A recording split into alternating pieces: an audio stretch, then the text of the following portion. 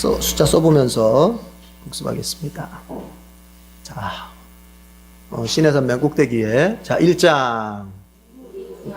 첫 번째 인구조사죠. 자, 2장. 그렇죠. 이제 레위인에 관해서 3장. 4장. 자, 나가서 5장. 그렇죠. 쭉 올라와서 6장. 7장. 들어가서 8장. 레이 취임식?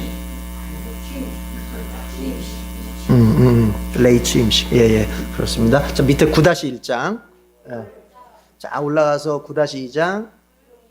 불기둥. 그러니까, 불기둥이 저녁에는, 구름기둥이, 지금 제가 헷갈리네요. 구름기둥이 저녁에는 불을 품고 있는 거죠. 따로따로 있는 게 아니라, 구름기둥이 저녁에는 이제 불을 품고 있어서, 그것을 구름기둥, 불기둥 이렇게 얘기하는 거죠. 자, 10장. 출발했고요. 다음에 11장. 그렇죠. 12장. 예, 올라가서 중요한 사건이죠. 13장. 14장. 13, 14 제일 중요하다고 그랬죠. 그 다음에 15장. 과도기라 그랬죠. 이제 38년이 거의 지나간 것을 표현하기 위해서 율법. 자, 그리고 38년이 이제 말미의 시간을 기록하는 부분이죠. 자, 16장. 17장. 그렇죠. 누가 하나님이 택한 대제사장이냐, 그거죠. 18장. 그렇죠. 다시 한번 하나님이 레위지파의 일과 그에 대한 소득이 무엇인지 알려주고 계시고, 19장. 그렇죠. 그 암송아지, 붉은 암송아지 그 태운 죄를 가지고 이제 불결하게 된 사람들 정결케 하는 그 정결수로 썼죠. 자, 오늘 20장 보겠습니다.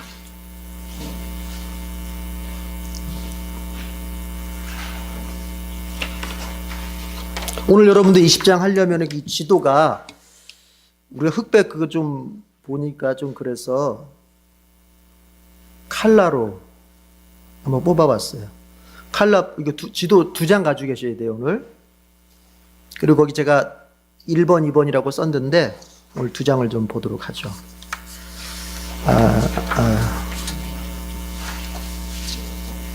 자, 20장 지도를 준비하세요.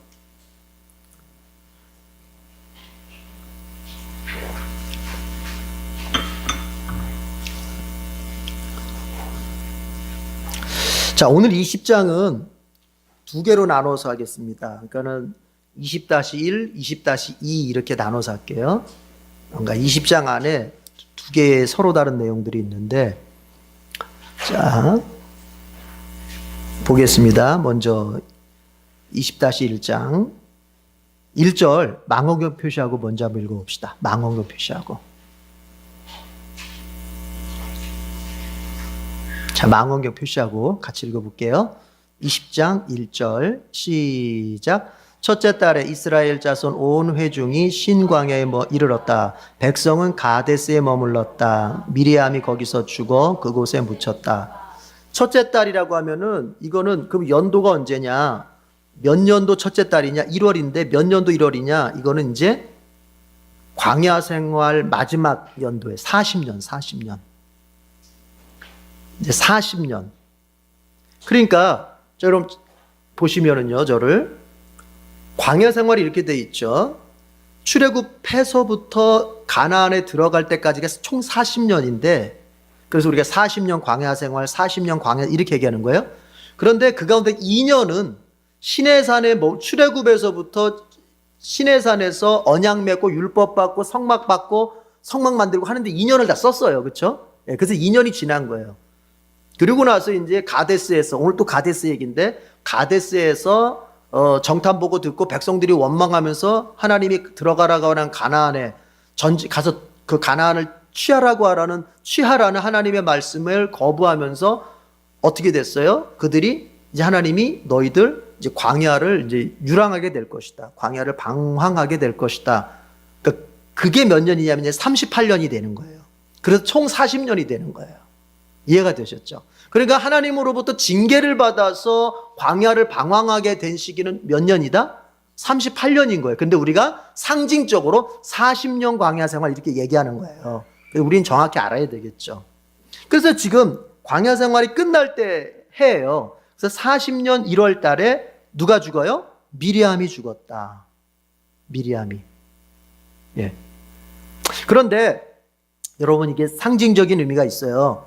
지금 다시 1절을 보면은 첫째 달에 이스라엘 온 회중이 신광야에 이르렀다. 신광야가 어디냐면은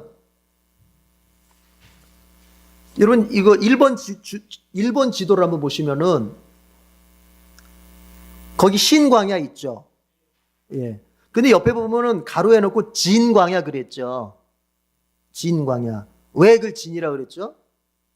제가 설명을 이거 했었어요. 앞에서 할 때 우리가 이런 거예요. 지금 여러분 또 저쪽 거기서 7시 방향으로 쭉 내려가면은 밑으로 7시 방향으로 밑으로 쭉 내려가면은 신광야 또 있죠. 엘림 옆에. 찾으셨어요? 밑에 엘림 옆에 신광야 있죠. 그러니까 이게 무슨 말이냐면 절 보세요. 이게 우리가 한글 성경으로는 신광야라는 말이 두 개가 나와요. 하나는 뭐냐면 엘림. 출애굽한 지 얼마 안 돼서 출애굽한 지 3개월쯤 돼가지고 들어가서 이제 그 머물렀던 신광야가 있어요. 거기도 신광야고, 그 다음에 지금 그 정탐 보고하고 난 다음에 이제 그 38년 광야 그 유랑을 명령받았던 거기도 가데스 바네아가 있는 그것도 신광야라고, 우리 한글 성경은 둘 다 신광야라고 썼어요. 근데 이게 그러다 보니까 우리가 헷갈려요. 여기도 신광야고 여기도 신광야라고 이제 한글 성경은 그렇게 돼 있으니까 이게 어디를 말하는 건가? 갑자기 이렇게 되거든요. 이걸 잘 이해를 못하면 하나님이 갑자기 너희들은 이제 하나님이 38년 광야 유랑을 명령하신 다음에 신광야로 들어가라 그러니까 그럼 다시 백도로에서 가라는 말인가? 이렇게 이해를 하는데 그게 아니고 이 가데스 바네아도 신광야인데, 그래서 이게 원문으로 보자면은요 이게 사실은 발음이 틀려요. 엘림 쪽에 있는 거는 신, 그러니까 우리로 말하자면 신광야가 맞고, 이 가데스 바네아 쪽에 있는 신광야는 찐이에요. 찐. 사실은 찐광야, 찐. 발음을 굳이 하자면. 그래서 이게 영어 성경에서는 그걸 나눠서 기록을 해요. 영어 성경에서는 SIN에서 신광야하고 ZIN에서 진광야 해가지고 발음이 다른데, 우리 한글 성경에서는 둘 다 신광야로 하다 보니까 이게 헷갈려요, 장소가. 그래서 지도에 이렇게 그래도 신식 지도에서는 보니까 진이라고 표시를 해줬어요. 이해가 되셨죠? 예. 그런데 지금 거기 진광야, 중요한 건 뭐냐면 가데스 바네아라는 거예요. 가데스가 바로 가데스 바네아를 말하는 거예요. 가데스라고도 하고 가데스 바네아라고도 하는데 지금 거기로 다시 돌아온 거예요, 여러분. 여러분 38년 광야 여행을 시작했던 지점이 어디예요? 가데스 바네아잖아요. 근데 38년 삥 돌아서 지금 어디에 다시 왔어요? 다시 가데스 바네아 온 거예요. 근데 누가 죽었어요? 미리암이 죽었어요. 미리암이. 이제 여러분 남은 사람이 누구냐면요, 하나님께서 38년 광야 방황하는 동안 출애굽 1세대는 다 죽는다 그랬죠. 지금 남아있는 사람이 누구냐면은 미리암하고 모세하고 아론이요. 상징적인 인물이. 그러면은 오늘 미리암 죽고 아론 죽어요. 이제 20장 맨 마지막에 아론도 죽어요. 누구만 남아요? 모세는 신명기 가서 죽을 거예요, 곧. 예. 같은 해에 죽는 거예요, 40년. 신명기가 민수기 다음으로 바로 쓰여지는 성경이기 때문에 같은 해에 죽어요. 이제 얼마 안 있으면 죽어요. 몇 개월 안 있으면 죽어요. 한 3개월 정도 있으면 죽어요. 그러니까는 다 죽는 거예요, 이게. 1세대가 다 죽는 거예요. 예. 그래서 미리암의 죽음을 여기서 딱 알려주는 거죠, 이렇게. 그런데 38년 제자리 돌아서 왔는데 여러분 아직도 남아있어요. 38년 돌아서 왔는데 제자리에 왔는데 아직도 1세대가 남아있어. 우리는 그런 거예요. 예수님 믿고 정말 우리가 구원받고 중생했는데도 남아있어요. 옛것이 항상 이게 잔잔하게 남아있어. 이 잔잔하게 남아있어. 근데 문제는 뭐냐? 이게 잔잔하게 남아있어야 되는데 어느 때는 어때요? 이게 요동을 친단 말이에요. 그러니까 우리가 우리 안에 있는 이 소위 말하는 죄성이라고 하는 것, 옛사람의 어떤 성향이라고 하는 것, 이게 우리가 주님 앞에 가는 그날까지 부활의 몸을 입기 전까지는 그게 없을 수는 없어요. 그게. 그런데 그러면 우리는 어떤 책임이 있냐면은 이게 우리는 이걸 없애는 게 아니라 이거를 뭐 어떻게 만들어놔야 돼요? 눌러놔야 되는 거예요. 뭐 해놔야 돼요? 눌러놔야 돼요. 잔잔하게끔 만들어놔야 돼요. 내게 영향을 미치지 못하게 눌러놔야 돼요. 이거를 갖다가 눌러놓는 거.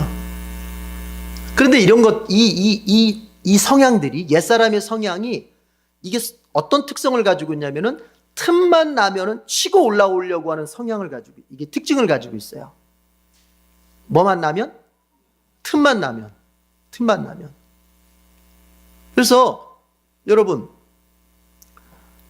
우리가 빈 틈만 보이면 이 옛사람의 성향은 바로 올라와서 우리를 넘어지게 만듭니다. 그래서 우리가 항상 틈을 보이지 말아야 돼요. 그러면 틈을 보이지 않는다는 건 뭐냐? 항상 죄라고 생각되는 건 멀리하고 항상 하나님이 기뻐하시는 그 일을 가까이 해야 돼요. 항상.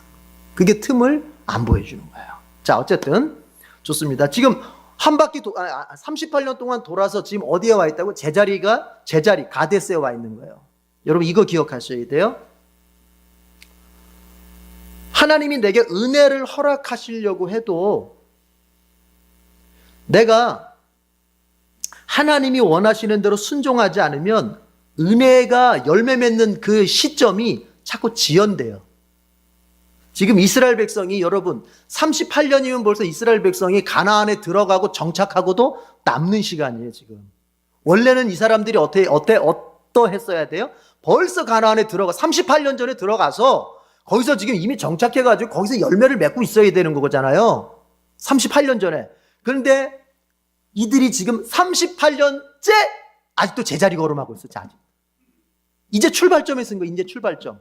그게 뭐냐? 하나님의 말씀을 거부하고 하나님의 말씀에 자꾸 불순종하면 뭔가 인생은 열심히 사는 것 같은데 38년 동안 얼마나 열심히 살았겠어요. 먹고 살기 위해서 열심히 하는 것 같은데 항상 어디다? 제자리.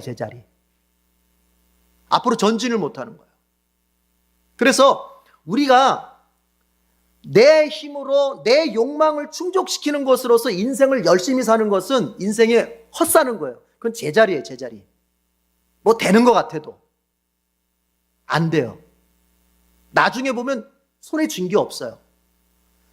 그래서 우리가 인생을 전진하고 살고 열매를 맺고 정말 그렇게 살려면 뭐냐? 하나님의 말씀을 따라서 인생의 노력을 해가야 돼요. 그래야 전진을 하는 겁니다. 여러분 생각해 보세요. 아니 38년 동안 그 애쓴 시간이 제자리야. 아유 참. 여러분은 제자리가 아니라 항상 전진하는 그런 인생이기를 축복합니다. 예. 자, 2절 나침반 표시해 볼게요. 2절.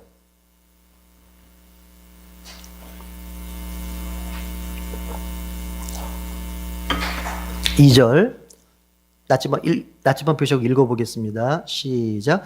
회중에게는 마실 물이 없었다. 백성은 모세와 아론을 비방하려고 함께 모였다. 7절 망원경 7절 8절 망원경 표시하세요. 7절 8절 망원경 표시하고 읽어봐요. 7절 8절 시작. 그때 주님께서 모세에게 말씀하셨다. 너는 지팡이를 잡아라. 너와 너의 형 아론은 회중을 불러 모아라. 그들이 보는 앞에서 저 바위에게 명령하여라. 그러면 그 바위가 그 속에 있는 물을 밖으로 흘릴 것이다. 너는 바위에서 물을 내어 회중과 그들의 가축대가 마시게 하여라. 자, 아예 표시하고 설명할게요. 12절 지도 표시할게요. 20-1장의 이제 마지막 부분 12절 지도 표시하겠습니다. 20-1장의 가장 중요한 구절이죠. 12절 다 같이 읽어봐요. 시작. 주님께서 모세와 아론에게 말씀하셨다. 너희는 이스라엘 자손이 보는 앞에서 나의 거룩함을 나타낼 만큼 나를 신뢰하지 않았다. 그러므로 너희는 내가 이 총회에게 주기로 한 그 땅으로 그들을 데리고 가지 못할 것이다. 무슨 얘기냐면요. 여러분, 이제 38년 동안 돌고 돌고 뭐 이런 사건 저런 사건 경험하면서 온 게 지금 제자리 가데스. 38년 전에 정탐 보고받고 가나안 못 들어가요. 우리 어떻게 들어가요? 우리 그냥 차라리 애굽으로 돌아갈래요? 했던 그 자리. 그러니까 이 가데스 바네아가 사실은 이제 갈림길이었잖아요. 하나님을 믿고 가나안으로 쳐 들어갈 거냐, 아니면은 하나님을 못 믿고 애굽으로 다시 돌아갈 거냐, 그 갈림길이었잖아요. 다시 이제 거기로 온 거 아닙니까? 제자리로. 여기서 이스라엘 백성들이 또 어떤 일을 경험하냐면 마실 물이 없어서 어려움을 겪게 돼요. 다시 마실 물. 여러분, 제가 주일에도 그런 얘기했지만 어떤 물 문제가 나올 때 그것을 우리나라 토양에서 이해를 하면 안 된다 그랬어요. 우리나라처럼 물이 풍성한 나라에서 이런 물 문제는 사실은 마음에 크게 어떤 게 안 닿을 수도 있는데, 이 중동 지방에서 사막 지방에서의 물이라고 하는 것은 이거는 정말 생명 아닙니까? 생명. 그렇죠? 마실 물이 없었어요. 그러니까 백성들이 또 어떻게 해요? 모세와 아론을 또 비방하려고 함께 모였대요. 혼자 힘으로 하니까 그러니까 원망하는 사람의 특징은 뭐냐면 자기 편을 자꾸 만드는 거예요. 혼자서는 못 하거든요. 원망하는 사람들은 또 이렇게 보면은 겁이 많아요. 겁이 많기 때문에 혼자서 못하니까 자꾸 옆에 사람 끌어들여가지고 자기 팀을 만들어요. 그리고 팀을 만들어서 이렇게 이제 자기는 뒤에 숨고 이 팀들이 이제 막 앞으로 이렇게 원망하게 만드는데, 그렇게 이제 함께 모이는 거예요. 그래서 이제 백성들이 3절 4절이 뭐냐면, 그 원망하는 팀들이 모여가지고 하는 말이 뭐냐면, 왜 우리를 갖다가 여기까지 끌고 와서 죽이려고 하냐? 여기 농사 하나도 못 짓고 가축도 하나 제대로 키울 수 없는 왜 이곳으로? 4절에 보니까 왜 이 광야로 끌고 와서 우리와 우리의 가축을 죽게 하려고 하느냐? 5절에 보니까 왜 우리를 이집트에서 끌어내서 이 고약한 곳으로 데리고 왔느냐? 여기는 씨 뿌릴 곳도 없고 무화과 포도, 농사 질 수도 없고 마실 물도 없는 곳인데 왜 여기를 끌고 와서 우리 죽이려고 하느냐? 이렇게 지금 좀 이제 또 원망을 하는 거예요. 우리 그런 말 하잖아요. 재벌은 남 못 준다고. 그죠? 이스라엘 백성이 1세대가 다 죽었고 2세대가 됐는데도 여러분, 또 어려움이 오니까 뭐 습관 올라와요? 원망하는 습관 또 올라와요. 인간이 되게 어려운 거예요, 고치기가. 그러니까 고난이 왔을 때 원망을 안 한다고 하는 것은 인간에게는요 거의 불가능한 거예요. 불가능한 거. 어떤 분들이 그럴 수 있어요. 나는 원망 안 하고 늘 감사하며 사는데, 정말 그럴까요? 정말 그럴까요? 어떤 어려움이 왔을 때 원망을 안 한다고 하는 것은 인간한테는 정말 거의 불가능한 일인 것 같아요. 아무리 훈련됐어도 새 사람이 된 것 같아도, 그러니까 그 사람이 정말로 새 사람이 됐는지 안 됐는지는 여러분 평상시 알 수 있어요, 없어요? 우리 언제 알 수 있어요? 그 사람이 정말 새 사람이 됐는지, 회개하고 새 사람 됐는지 안 됐는지, 뭐 변화됐다고 말은 하는데 변화됐는지 안 됐는지 우리 어느 때 알 수 있어요? 어려울 때 알 수 있는 거예요. 고난 때 알 수 있는 거예요. 즉 자기에게 뭔가 손해가 나고 자기에게 뭔가 위협이 되고 자기에게 뭔가 상황이 굉장히 내가 밀릴 때 그 사람의 본색이 나오는 거예요. 본색이. 평상시 때야 못합니까? 다 하지. 우리가 다 하잖아요. 그러니까 이스라엘 백성들, 그 38년 동안 얼마나 훈련을 받았겠어요. 그것도 1세대 다 죽고 이제 2세대들이 이제 신앙으로 새롭게 하는데, 근데도 뭐예요? 막상 마실 물이 없으니까 원망이 나오더라. 그러니까 원망을 안 한다고 하는 건요, 신앙에서 굉장한 높은 수준이에요. 왜냐하면 이게 원망이 거의 인간에게는, 원망을 안 하는 거는 거의 불가능하다. 근데 이걸 안 한다? 늘 감사한다? 이건 정말 성품이, 그냥 성격이 저 사람이 좋아, 이게 아니에요. 믿음의 수준이 굉장히 높은 거예요. 단적으로 말씀드려 볼게요, 여러분. 믿음의 수준이 낮은 사람은 원망을 많이 합니다. 원망을. 믿음의 수준이 높은 사람은요, 감사를 많이 합니다. 아시겠어요? 교회 오래 다녔다, 방언으로 기도한다, 이러저러 은사가 있다. 그건 필요 없어요. 그 사람의 믿음의 현 수준을, 그 사람의 믿음의 수준을 높은 수준인지 낮은 수준인지 딱 하나예요. 어려움이 딱 생겼을 때 원망하느냐 감사하느냐예요. 거기서 나타나는 거예요. 이런 얘기는 해도 끝이 없어요, 여러분. 왜요? 그러니까 결국 우리가 뭐 하는 사람 되자는 거예요? 감사하는 사람. 여러분, 자, 가데스에 왔습니다. 가데스에서 이제 출발합니다. 그러니까 이건 뭐냐면은요, 38년 전에 실패를 이제 딛고 나서 새롭게 한번 마음 먹고 출발해야 되는 거지. 이제 어디로 가야 되는 거예요? 가나안으로 가야 되는 거예요. 그러니까 새롭게 결심하고 가는 거예요. 그러나 여러분, 이걸 우리가 착각하는 수가 있어요. 내가 믿음으로 결심하고 가면 어려움이 없는 줄 알아, 사람들은. 여러분, 새벽에 와서 새벽기도 열심히 하고 가면, 새벽기도 열심히 하고 직장 가면 어려움이 없어야 돼요? 그렇게들 이해를 해. 뭐 기도 열심히 하면 가정에 어려움이 없어요? 아니에요. 내가 결심히 했다고 해서, 내가 기도했다고 해서, 내가 좀 이제부터 진짜 믿음으로 잘 살아봐야지 했다고 해서 어려움이 없는 게 아니에요. 어려움은 똑같이 와요. 누구에게나 와요. 보세요. 결심했어요. 이제 우리는 분명히 이랬을 거야. 우리는 우리의 선배들처럼 그렇게 되지 않으리라. 38년 전 우리의 선배들은 여기서 실패를 했다.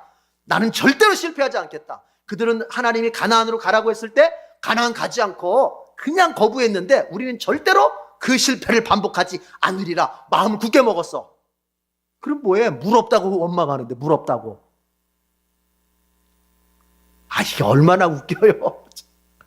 안에 가나안에 들어가서 내가 그 가나안을 막 싸워가지고 가나안 민족하고 싸워서 가나안을 얻겠다는 어떤 대망을 가진 사람이, 큰 비전을 가진 사람이 당장 눈앞에 물 한 모금 없다고 원망을 해.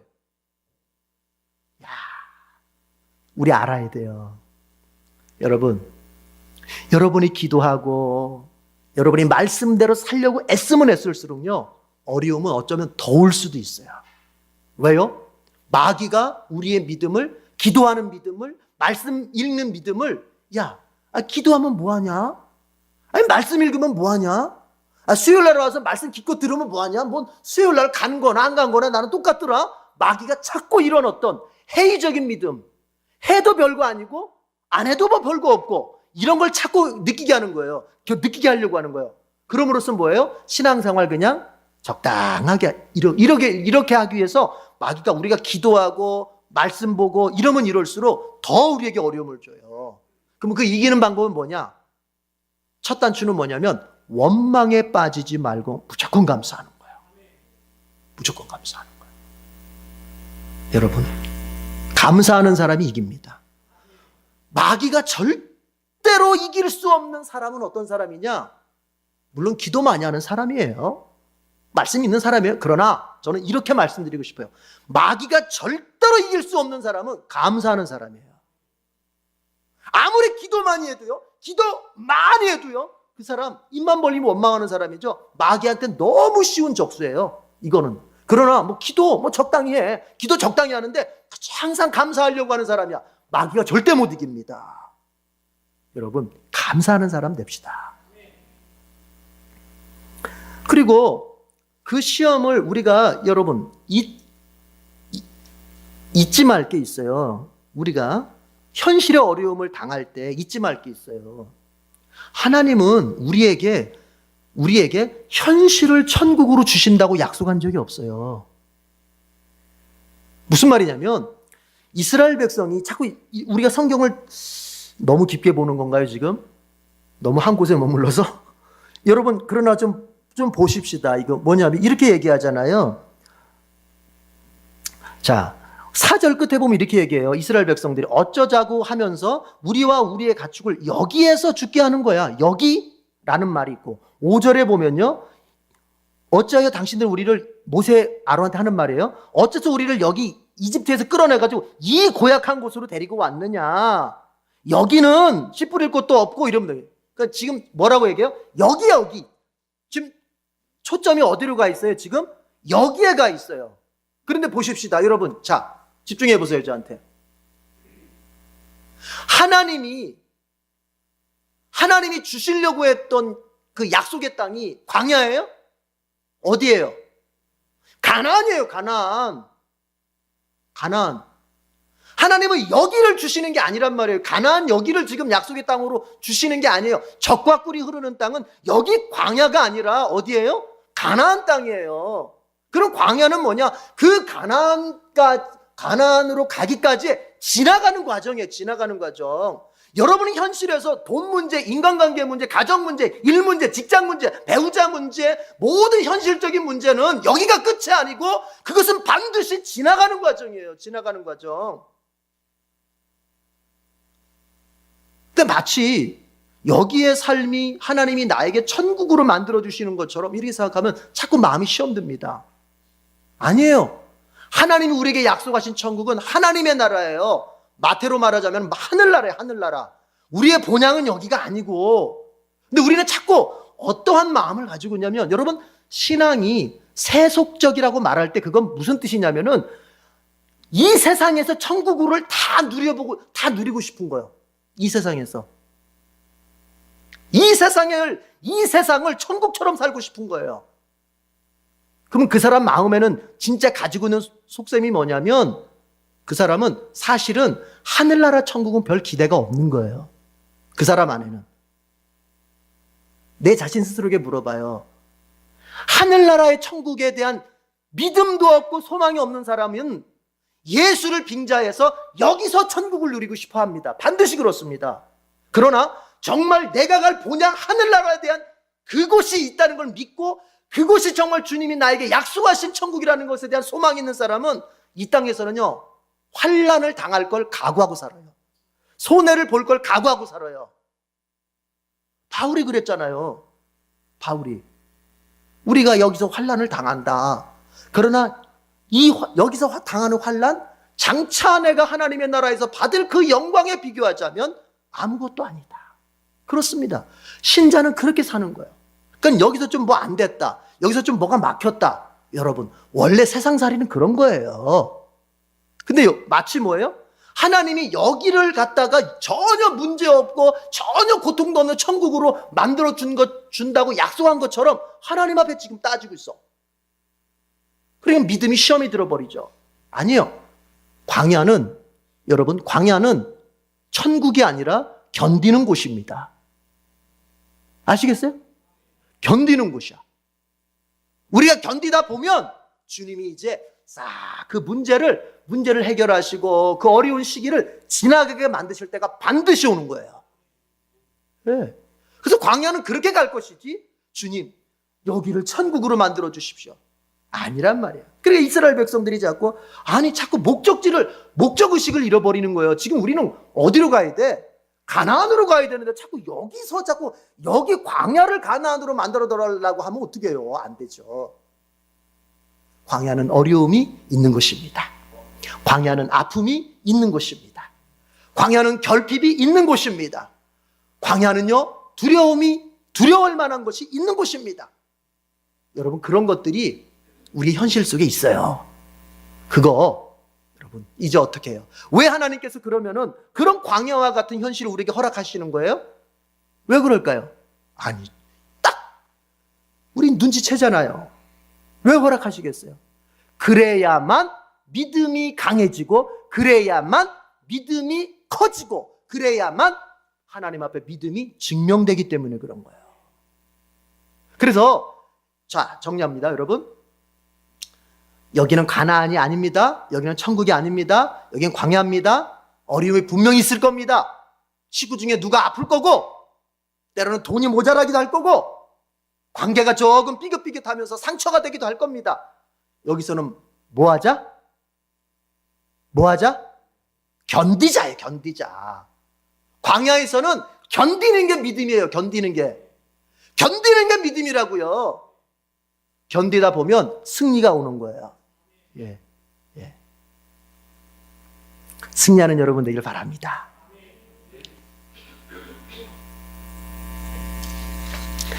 그렇게 이스라엘 백성들이 이제 그렇게 원망을 할 때, 왜 우리를 여기 데려왔냐, 마실 물도 없고 농사질 이런 막 원망을 할 때 모세는 어떻게 했냐면은 6절에 보니까 모세와 아론은 그 사람들 앞을 떠나서 회막어기로 갔대요.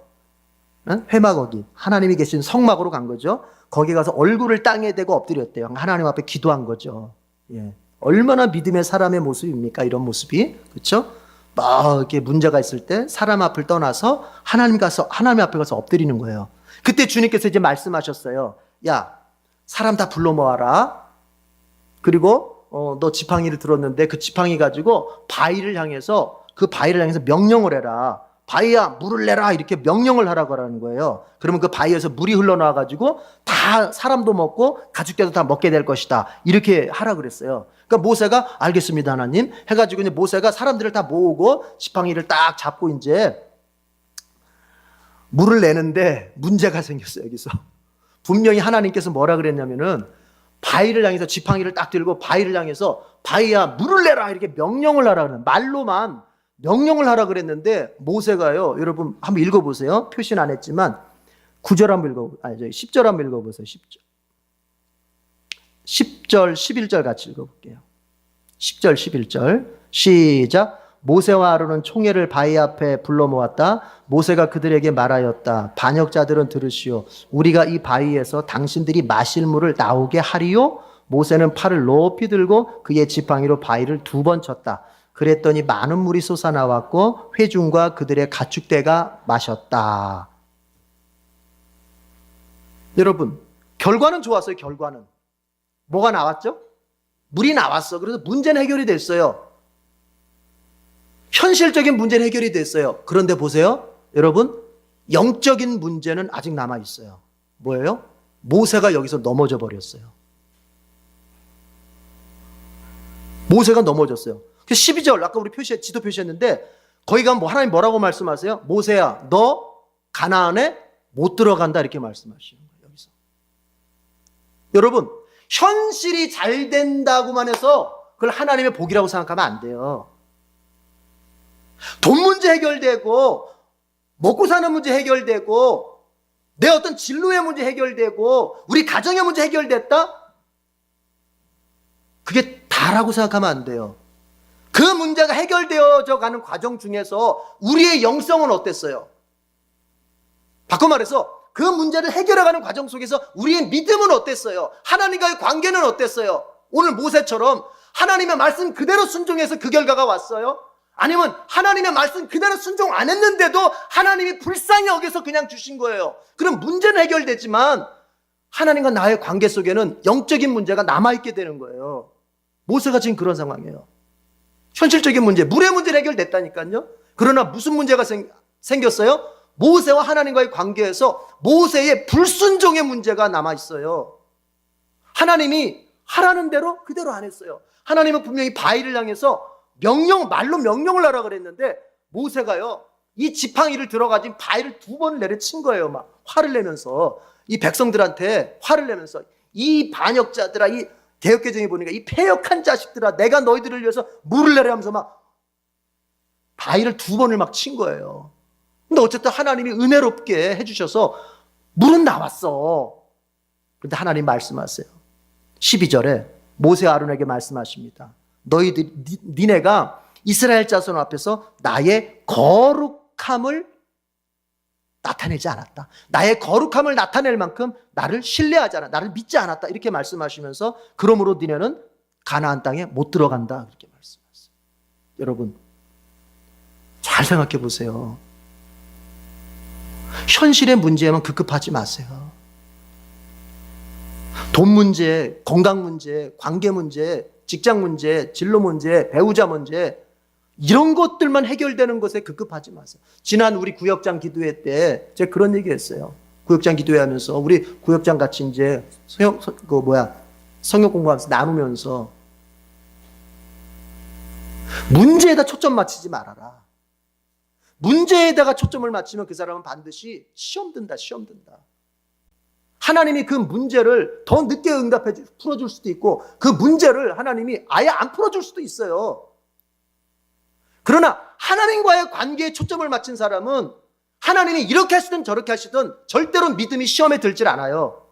그러나 오직 문제 해결이라고 하는 것에만 초점을 맞춘 사람은 하나님이 내가 원하는 대로 안 움직여주면은 하나님에 대해서 섭섭한 마음이 들고 하나님에 대해서 시험이 들어버리는 거예요.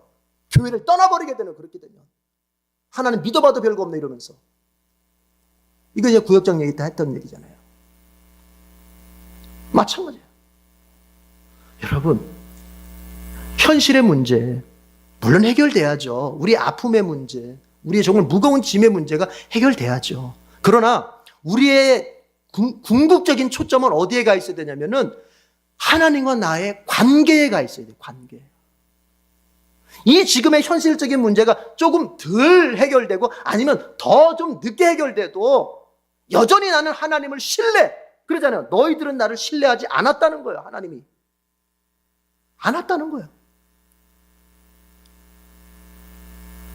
여러분 웃기죠? 뭐가 웃기냐면요. 이 말이 웃긴 것 같아요. 모세는, 하나님께서 모세에게 분명히 바위를 향해서 물을 향해서 명령해서 물을 내라 그랬거든요. 그래서 어쨌든 모세는 해서 물이 나왔어요. 하여튼 결과적으로는 하나님이 원하시는 거하고 똑같이 됐잖아요. 결과는, 물이 나온 거는. 그런데 믿지 않았다는 거예요. 안 믿었다는 거예요. 여러분, 결과가 좋은 게 아니다. 지난번 돈 얘기했죠, 제가. 우리 기독교인들은 개처럼, 여기서 말하는 개처럼이라고 하는 것은 세상의 죄는 다 죄악스러운 방법을 통해서 돈은 그냥 벌고 그걸 갖다가 뭐 선교헌금에 쓰고 무슨 교회, 내가 주님 앞에 헌금하는 데 쓰면 이게 거룩한 돈이 되느냐. 주님은 그 결과를 보는 것이 아니라 그 동기를 보고 과정을 보시는 분이에요.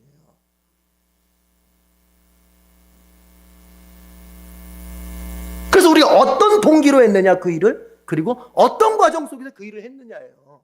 물론 인간은, 목사는, 사람들은 뭐 예를 들어서 누군가가 어제 선교헌금으로 한 1,000만 원 했다. 그러면 좋아하겠죠? 좋아하죠. 그러나 가만히 보십시오. 만약에 그 1,000만 원이라고 하는 돈이 하나님이 원하시지 않는 방법으로 수입으로 들어왔다. 그러면은 그 돈은 하나님이 기뻐하시지 않는 돈이에요. 어떤 얘기인지 아시겠어요?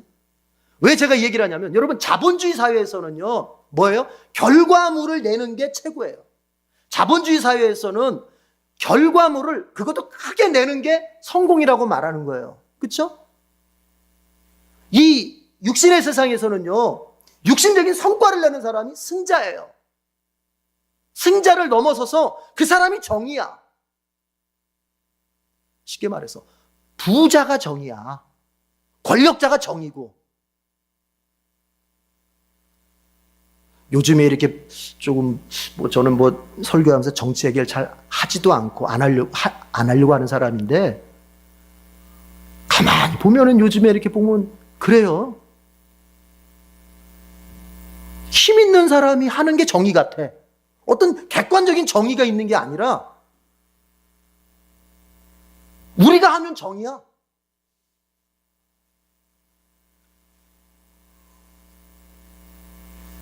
아니란 말이에요. 그리스도는 그렇게 사는 게 아니에요. 여러분, 분명히 하나님은 모세에게 명령하라 그랬는데 모세는 쳤단 말이에요. 그것도 화를 내면서, 분노하면서. 이건 하나님이 원하시는 방법이 아니었어요. 그걸 하나님 말씀하시는 거예요. 네가 물은 냈지만, 성과는 냈지만, 네가 사람들 앞에 내놓을 만한 성과는 냈지만, 그래서 사람들은 그 물을 마시면서 너를 좋아하고 너를 능력자로 인정할지 모르겠지만 너는 나로부터 멀어졌다는 거예요. 너는 나를 믿지 않았다는 거예요. 여러분,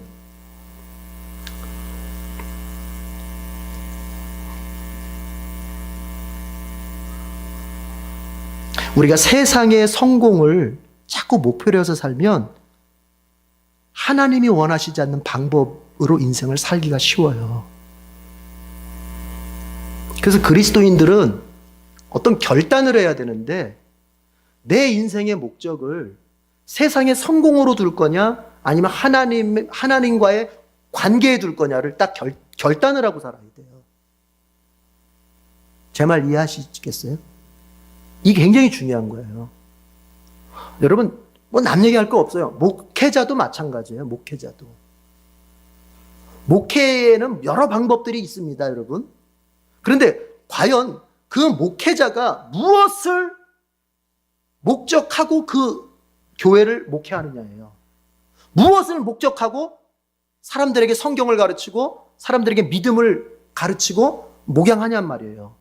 만약에 목회자가 뭔가 말은 종교적인 말을 쓰고 뭔가 말은 그럴싸하게 하는데 그것이 자기 안에 어떤 개인적인 어떤 성공이라고 하는 야망을 품고서 그쪽으로 사람들을 몰아가고 있으면, 그래서 만약에 교회가 정말로 더 커지고 사람들이 더 많이 모여져서 아이고 목사님 능력 있는 목사님이시네 이런 결과물을 냈으니까 그렇게 존경을 받고 그렇게 들을 수는 있겠죠. 그러나 이제 남은 과정이 있잖아요. 하나님 앞에서도 내가 그 방법, 그 목회, 그 행했던 모든 것들에 대해서 인정받을 수 있겠느냐 하는 거예요. 이것을 목사들은 두려워할 줄 알아야 돼요. 오해하지 마세요. 여러분, 저기 큰 교회, 많이 모이는 교회 이상한 눈으로 보라는 얘기가 아닙니다. 제가 목회자를 예를 들어서 말씀하시는 거예요. 과연 우리가 뭘 목적하고서 예수님을 믿고 따라가고 있느냐 말이에요. 만약에 세상의 성공을 그것을 목적하고 가면 우리는 모세처럼 하기가 쉬워요. 하나님이 원하시지 않는 방법으로 그냥 내 욕망대로, 내 기분대로, 내 감정대로 하기가 쉬워지는 거예요.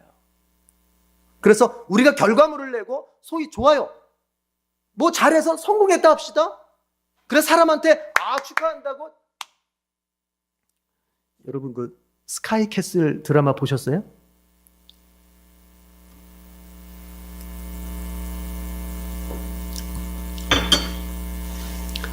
성공한 사람들만 사는 아파트. 아파트가 아니에요. 성공한 사람들만 사는 집이잖아요. 네. 성처럼. 최상위의 멤버들만 사는. 그런데 어때요? 속으로 들여다보니까 다 불행한 사람들. 다 불행해. 자기의 이 현실적인 성공을 자식대에까지 물려주기 위해서 그냥 서울대만 보낼 수 있는 그런 코디를 억수의 돈을 써가지고 붙여가지고 자기 자식 공부시켜가지고 자기가 서울대 의대 간 것처럼 자식한테도 그걸 그대로 계속 자자손손 그 성공을 물려주려고 애쓰는 모습들이 보이잖아요. 보셨죠? 오늘부터 한번 봐보세요. 사가지고 좀 그런 드라마를 좀 보면서 인생을 좀 현실을 좀 인생을 좀 알아야지. 드라마를 너무만 보시네. 늘 성경만 보시나? 그런데 뭐예요? 다 죽어가고 있어요. 서울대 의대 들어갔는데 자기 부모하고 결별해버려요. 그거에 상처받아서 부모는 인생이 망가져버려요. 여러분, 이런 겁니다. 서울대 의대를 가는 게 죄입니까? 아니죠. 보내세요. 능력되고 실력되면 보내세요.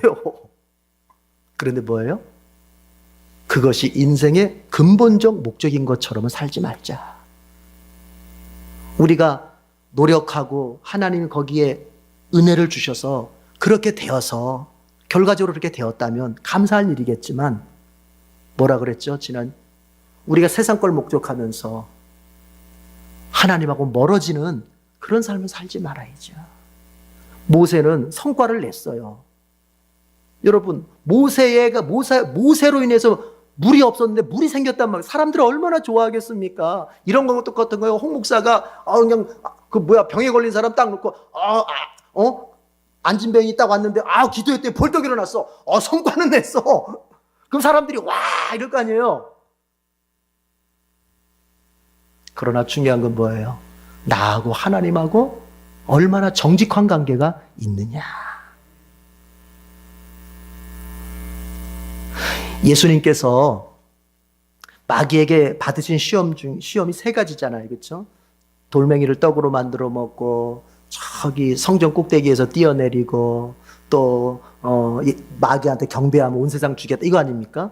그 두 번째 시험이 그거잖아요. 예루살렘 성전 꼭대기에서 뛰어내리라. 그거는 뭐냐면 이스라엘에서 최고로 높은 곳이 예루살렘 성전이에요. 그러니까 최고층이에요, 최고층 거기가. 우리로 말하자면 저기 뭐죠? 롯데 거기처럼, 롯데타워처럼 최고 높은 데가 예루살렘 성전이에요. 그럼 마귀가 거기서 뛰어내려 보라고 하는 거잖아요. 왜 뛰어내려 보라 그런 거예요?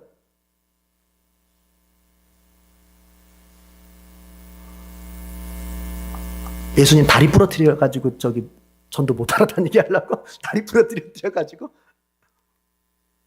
그게 아니고요. 마귀는 거기서 뭘 시험하는 거냐면 너 쉽게 해라.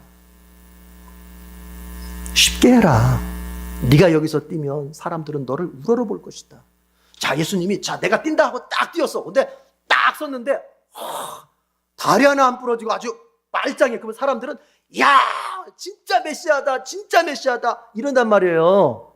그러면 얼마나 좋으냐. 네가 어차피 메시아 노릇하려고 온 거 아니냐. 그러면 메시아 노릇하러 왔으면 그렇게 짠 하고 네가 데뷔를 해야 사람들이 너를 막 추종하면서 너를 메시아로 할 텐데. 그런데 하나님 방법은 뭐예요? 십자가 가서 죽어라 이거 아니야. 아니 왜 쉬운 방법 놔두고 어려운 방법을 선택해? 사람들을 사로잡아가지고 네가 한 번에 메시아라고 하는 걸 보여줄 수 있는 기회인데 왜 십자가 가서 죽어? 뭐예요? 왜 쉬운 방법인데 어려운 방법 선택해? 쉬운 길이 있는데 왜 어려운 길 가? 네가 더 돋보이고 네가 더 잘난 척할 수 있는 기회가 있는데 왜 죄인 취급받아서 매 맞고 죽으러 가? 이게 이거예요. 그게 그 시험이. 그런데 여러분, 그럼에도 예수님은 어떻게 하면 안 뛰잖아요. 하나님 시험하지 말아라. 안 뛰고 어디로 가십니까? 십자가로 죽으러 가는 거예요. 왜요? 예수님이 바보라서? 성에서 뛰어내려면 다리 안 부러질 자신이 없어서? 그게 아니죠. 그게 십자가가 하나님의 뜻이기 때문에 그런 거예요. 신자는 세상에 성공을 주는 것을 자기의 삶의 비결로 삼는 것이 아니라 하나님의 뜻을 자기의 삶의 비결로 삼는 거예요. 세상이 나에게 이렇게 저렇게 하면은 성공할 수 있다고 말해주는 그 비법을 나의 삶의 방식으로 사용하는 것이 아니라 하나님이 이 말씀을 통해서 신자가 하나님의 백성이 어떻게 살아야 되는지에 대한 그 방식을 뜻을 자기의 삶의 방식으로 삼는 사람이 신자란 말이에요. 그 길은 더 험할 수도 있어요. 그 길은 더 어려울 수도 있어요. 그 길은 더 세상적 방법 쓰는 것보다 시간이 더 걸릴 수도 있어요. 그 길은 더 나에게 손해가 요구되는 길일 수도 있어요. 그러나 여러분 뭐예요? 우리는 가는 거예요. 왜 가요? 우리가 바보라서 세상적으로 머리 돌릴 줄 몰라서 나는 이거 아부할 줄은 몰라서 이게 아니라 뭐예요? 하나님의 뜻이니까 가는 거예요. 이상하게 하나님께서 우리에게 말씀하시는 방법들이라고 하는 것은 가만히 보면요.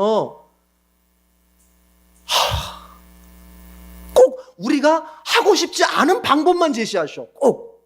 그렇죠? 꼭 그러셔. 그런데 세상이 우리에게 제시하는 방법은요. 어때요?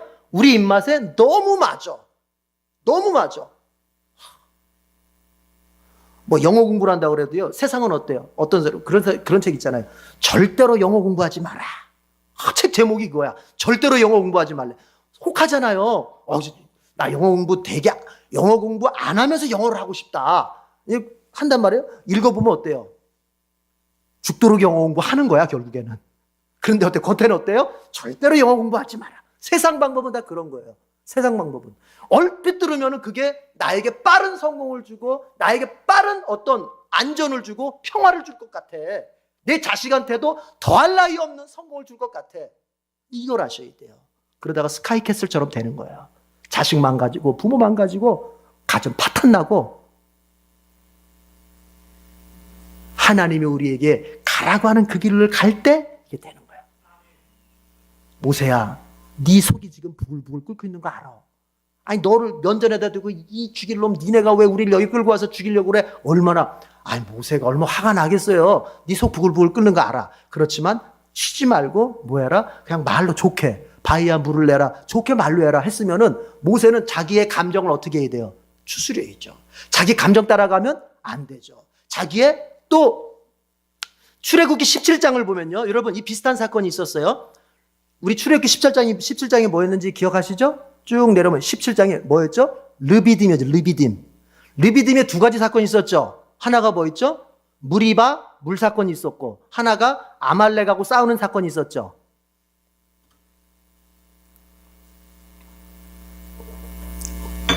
그때 무리바에서 르비딤에서 물을 낼 때는 하나님이 어떻게 말씀하셨냐면은 모세야 지팡이로 바위를 쳐라 그랬어요. 거기서는.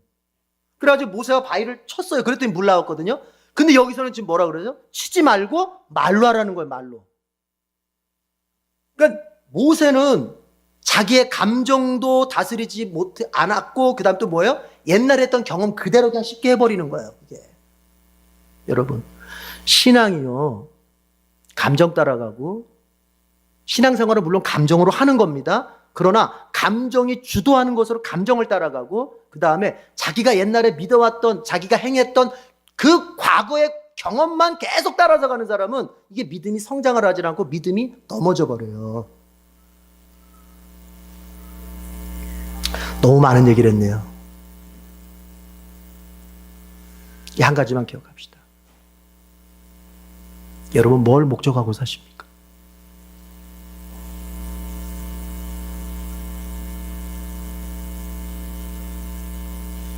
목적이 없으면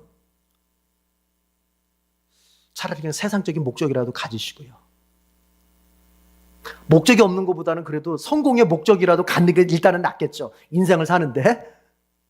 그러나 좀 더 신앙적으로 내가 살겠다 하면은 내가 가지고 있는 목적을 한번 살펴봐요. 물이 나온 게 다가 아니고요. 물이 나온 다음에도 여전히 나와 하나님과의 관계가 더 튼튼할 수 있겠는가? 하나님으로부터 물이 나온 게 문제가 아니라 그 후에도 여전히 나는 하나님께 인정과 칭찬을 받을 수 있겠는가? 이것을 생각해 봐야 됩니다.